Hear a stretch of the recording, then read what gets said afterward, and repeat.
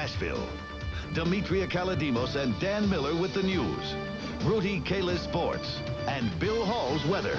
Next on Impact 4, a night owl in tennis shoes. 54 years old. Some people think this man is crazy. You might think so too. But this running man could care less. I'm Andy Pearson. You'll meet one of Nashville's fixtures in the middle of the night. Coming up next in Impact 4.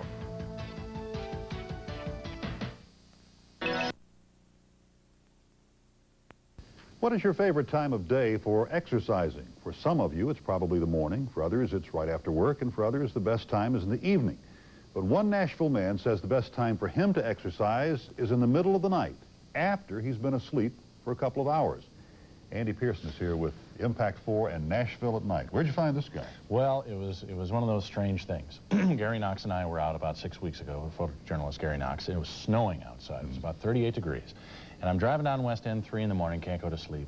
And I look over and I see this man running with his dog. And I don't usually do this, but I yelled out the window at him and said, "Do you always run at 3 in the morning?" Well, you're about to see the answer. I found this 54-year-old man who's been a fixture of the night in Nashville since the 1970s.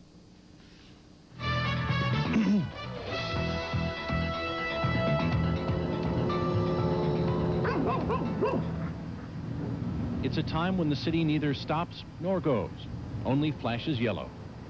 When the wind blows coldest. When sounds that would be buried in daylight come alive over the nighttime stillness.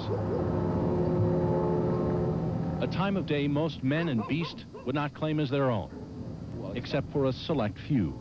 Hey, 2 o'clock until 4 o'clock, that's my time.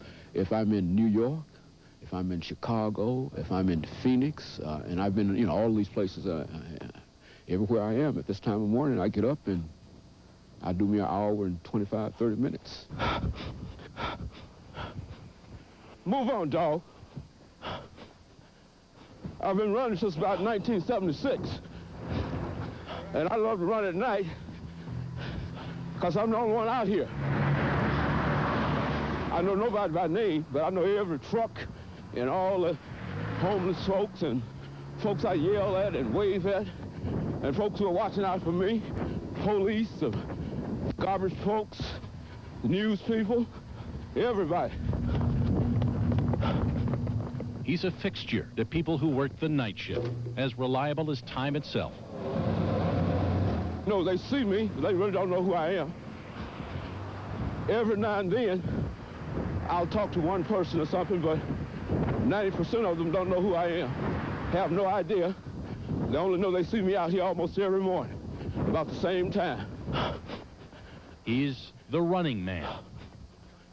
His name is James Drjhaney, Dr. James Drjhaney, a professor of history at Tennessee State University. His weekly routine has been the same for 20 years. Move on, dog. I'm 54 years old. Feel like I'm 19. That's enough for me. I go to bed at 10, get up at 2, go back at 4, 15, and back up at 6. You heard right. At about 2 in the morning, when most of us are snuggled up tight, James Drjhaney and his dog Sandy get up from a sound sleep and run their route of 9.78 miles. He does it because he was once told this would be impossible.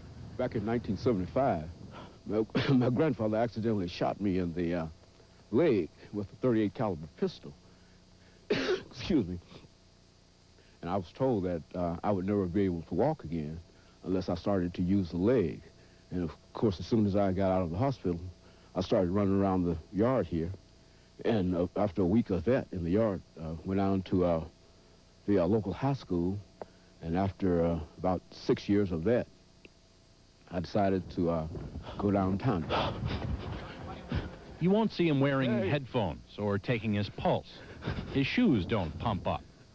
James Drjhaney just runs. Down West End, past Vanderbilt. Morning. Up and down the deserted streets of downtown Nashville. To the banks of the Cumberland River. Down to First. It's 9 7/8 of a mile down to the foot, all the way greeting and waving to people he's seen for nearly a third of his life. Well, man, How you doing this morning? Good, you? All right. James Haney does this 5 days a week. Same time, same route, same distance. I can't see any disadvantages in this at all. And this is what I do, and I love it. I'm not doing this with people. And if they think I'm crazy, well, I can appreciate that. I just believe in the human personality, and I believe that we can do anything that we want to do once we make up our minds to do it. Takes an hour and a half out of my day, and I think it's worth it. Plus, it requires discipline, and I think I got that. And that makes me feel good about myself. Gives me greater self-esteem, and I can get out and meet the world better. As he makes that last block toward home, there's no one there. No welcoming committee at the finish line. No one to notice. Before he goes back to his wife and children in his warm bed, there's always a prayer of thanks that he's been able to put one foot in front of the other for another night. Oh, Thank you, Lord. Okay. Thanks that he can still devote 2 hours out of each 24, even though it is in the middle of the night, to his body and his well-being.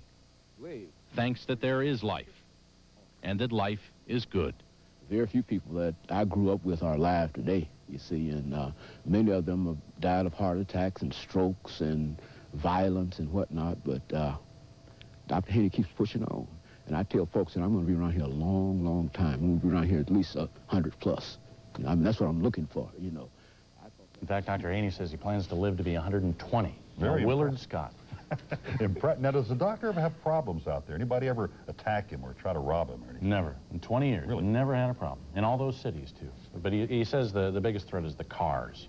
You know, coming out from the clubs late at night, so he doesn't run on Saturday. Yeah, very impressive. I'm amazed. He goes to bed, wakes up, and does this. Yeah, and he's refreshed. That's amazing. Goes back to bed. Demetria.